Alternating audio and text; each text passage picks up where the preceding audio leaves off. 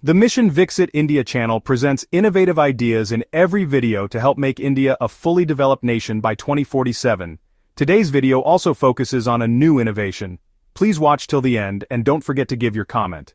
Dear brothers and sisters, innovation and research are the forces that can elevate any nation to the highest peaks of progress. If we embrace creativity, innovation, and scientific research, India can rapidly move forward on the path of development. Not only will it create employment opportunities, but it will also help transform India into a global technological superpower. New research, experiments, and scientific discoveries can make us self-reliant. But we are also facing some serious social and environmental challenges, which can only be solved through science and innovation. Today, due to urbanization and deforestation, the natural habitat of wildlife is being destroyed. As cities expand, the living and feeding spaces for monkeys and other wild animals are shrinking. They are entering urban areas, searching for food and shelter.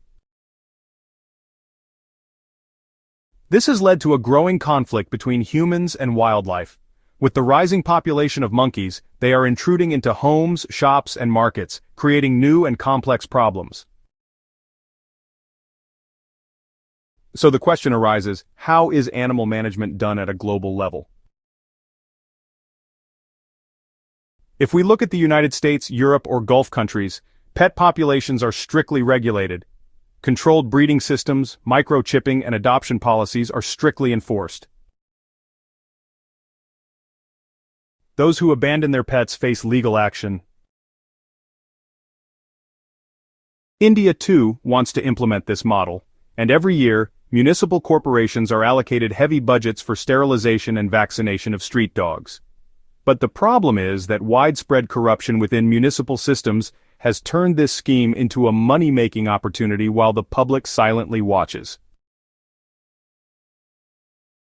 According to a report published in the London Telegraph on March 9, 2023, the Kerala government filed a petition in the Supreme Court requesting permission to euthanize all stray dogs in the state.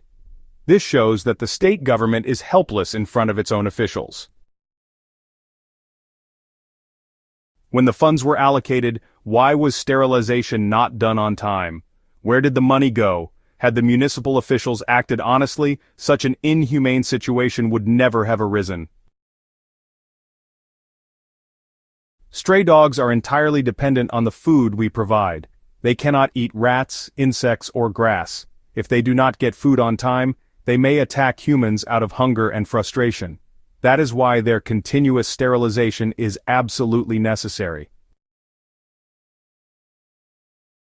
Our respected Prime Minister has taken a pledge to make India a self-reliant and fully developed nation by the year 2047, transforming its image from a third-world country to a first-world nation. Therefore, we all must contribute to this mission. It is essential to launch large-scale intensive programs to tackle the issue of stray dogs and animals roaming in the streets and alleys of our cities, metros, and villages. The municipal corporations and municipalities have completely failed in this task. While people are alert when it comes to personal convenience, very few are aware of or concerned about this problem. Corrupt contractors and government officers are taking advantage of the public's apathy and embezzling the funds meant for sterilization and care. The public doesn't even know who was awarded the sterilization contract this year. Taking advantage of this ignorance, contractors and officials pocket the entire amount. It appears the entire scheme has been deliberately handed over to contractors as a vehicle for corruption. People naturally assume that sterilization is being done by government veterinary hospitals. They do not realize that the work has been outsourced to private contractors. And even if someone manages to find out, it's extremely difficult to get the contractor's contact details. Even if you do, why would a careless and corrupt contractor respond to the public? Now, isn't it fascinating to wonder, who was that visionary bureaucrat who unearthed the groundbreaking revelation that veterinary surgeons in government veterinary hospitals are completely useless and hopelessly incompetent at performing sterilization procedures, and thus, in a stroke of genius, decided to entrust this delicate medical task to municipal corporations, so they could outsource it to those highly qualified and patriotic contractors, armed with surgical expertise and national pride. Since these qualified and patriotic contractors have failed in their responsibility, the people of India must demand from their government that this responsibility be taken away from municipal corporations and given directly to government veterinary hospitals, along with the following arrangements. Additional infrastructure within veterinary hospital premises, appointment of extra veterinary surgeons, dedicated surgery rooms, post-surgery recovery rooms, vehicles for capturing strays from distant areas. Creation of a centralized website and app for all government veterinary hospitals where citizens can submit sterilization requests. Mandatory microchipping of dogs, and strict punitive action against owners who abandon them. Widespread promotion of the sterilization program on social media, TV, and radio to raise public awareness and engagement.